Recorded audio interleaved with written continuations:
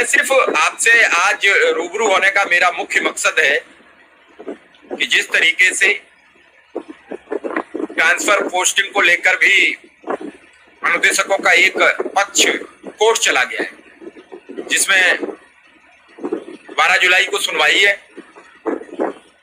इससे पहले अनुदेशकों का एक पक्ष सुप्रीम कोर्ट गया हुआ है याचिका लेकर, जिसकी सुनवाई नेक्स्ट वीक में होनी है।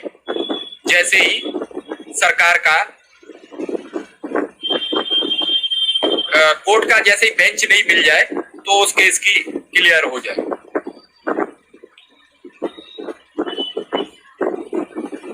मनोज पंडित जी आएंगे, बिल्कुल सम्मिलित करेंगे। अब हम सम्मिलित जब करते हैं तब फिर खिंचाई ज्यादा होती है, तो हर पार्टी का प्रवक्ता जो आपसे जवाब देकर जाता है और उसके माकूल जब सरकारों से बातचीत होने के बाद वो काम नहीं करता है तो जरा उसे जवाब देने में असहज महसूस करता है। उन्होंने कई बार आपसे कहा और उसी को लेकर जो बातचीत हुई थी शिक्षा मित्रों की लगातार चल रही थी, वो अनुदेशक को भी जोड़ रहे थे और उसमें अब तक कोई उन्हें कामयाबी मिलती नहीं दिखी। बुलाने को मैं बुला लूंगा, कल बात कर लूंगा। जितेंद्र सिंह बिल्कुल मैं एक बार बुलाऊंगा, चिंता न करें। और सिर्फ हम सब आपसे यही कहेंगे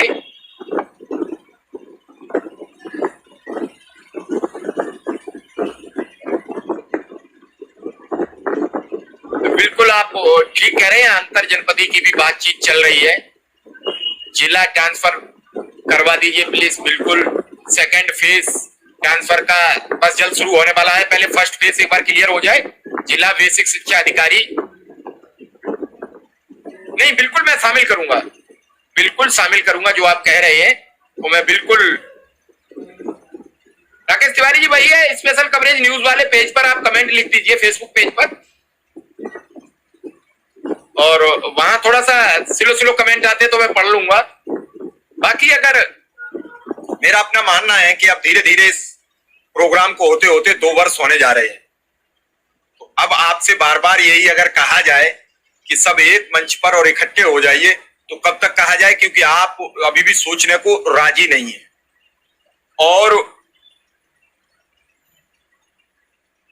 नहीं, बिल्कुल आप बिल्कुल ठीक कह रहे हैं कि आपके संगठन जो 22, 23 और 33 हो गए हैं, तो क्या होगा, रोज एक नया संगठन। उर्मिला दुबे जी बिल्कुल ठीक कह रही है, शिक्षा मित्र, अनुदेशक या कोई भी संविदा कर्मी है, नहीं कुछ हो रहा है। तो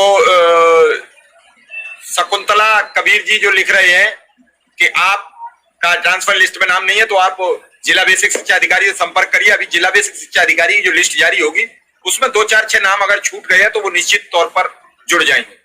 तो सबसे पहले एक होइए, एक जब तक नहीं होगे, मैं ये नहीं कह रहा हूं किसी संगठन से निकल के आ जाइए, शिक्षा मित्र अनुदेशक अपने काम के लिए एक हो। नहीं होगा, अभी ऐसा कुछ नहीं है, सेकंड फेज होगा। हाँ, जो तय करेगा बिल्कुल। मैं तो अब उसी पर लगाऊं, लेकिन उसको मिलने के लिए आप लोगों को भी तो साथ देना होगा। कुछ संख्या बल दिखाएंगे तो त्रिपाठी जी को फिर हम लगाएं, त्रिपाठी जी से बातचीत करें। किसी भी चीज को अगर किसी से कुछ चाह है तो उसके लिए कुछ सपोर्ट करना पड़ेगा। हम बार बार आप लोगों को लेके कोई न कोई अच्छे पत्रकार, अच्छे नेता लाके देते हैं, लेकिन आप उनका प्रयोग अब तक नहीं कर पाए। मैं फिर आपसे कह रहा हूं कि इतने अच्छे अच्छे लोग आपके इस प्रोग्राम में हमने शामिल किए। संजू लाल जी बिल्कुल, अश्विनी मिश्रा भी मिलेंगे, उनका चूंकि एडवोकेट बन रहे हैं तो उनकी परीक्षा चल रही थी, उनकी परीक्षा भी खत्म हुई है और उनके फादर इन लॉ अभी बाहर गए हुए थे, तो अमेरिका से शायद कल ही लौटे हैं, तो उसी में वो बिजी थे। अगले 1-2 दिन में वो हमारे प्रोग्राम में आना शुरू हो जाएंगे। कल मैं उनसे भी बात करूंगा। और सुप्रीम कोर्ट की अखिलेश दुबे जी बात भी माननी पड़ेगी सरकार को, सुप्रीम कोर्ट से बाहर कोई नहीं होता है, हमारा लास्ट स्टेज वही है। बिल्कुल कॉन्ट्रैक्ट फार्म भी भरा जाएगा, पहले चरण का पूरा हो चुका है और हमारे मनमता विद्यालय मिल गया, बहुत बधाई अंजना देवी जी। नए विद्यालय में अब वो VSA जैसे ही नई सूची जारी कर दें।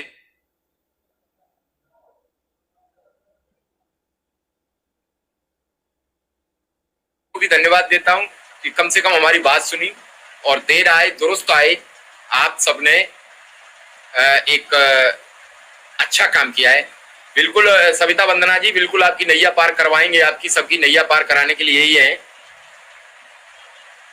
और कोई नेता नहीं एक कर सकता है। आपने फिर वही बीके कमेंट लिखा है, कमेंट ये सब आप एक करोगे, नेता कोई एक नहीं कर सकता, क्योंकि एक नेता अपना कुछ वक्तव्य देता है, दूसरा उसका विरोध करता है। अनुदेशक एक होने चाहिए, नेता तो अपने आप एक हो जाएंगे। कौन रोक लेगा नेताओं को एक होने से? जब हम पूरा परिवार एक हो गए तो फिर बाहर के लोग हमें कौन रोक पाएंगे? यही शिक्षा मित्र का हाल होना चाहिए। जब सब शिक्षा मित्र एक हो गए तो नेता सब एक हो जाएंगे। नेता जाएंगे कहां? नेतागिरी चलती तो आप ही के ऊपर है।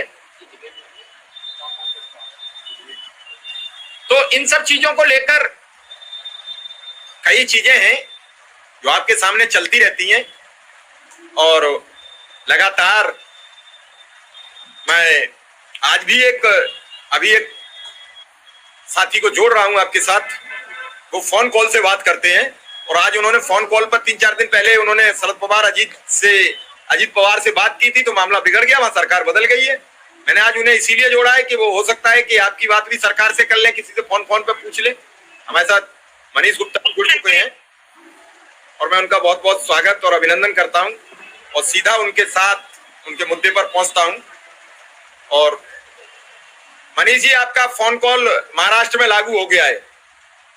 मैं चाहता हूं कि अनुदेशक शिक्षा मित्र को लेकर योगी आदित्यनाथ जी से भी बातचीत एक दिन कर लीजिए, शायद इनका भी भला हो जाए।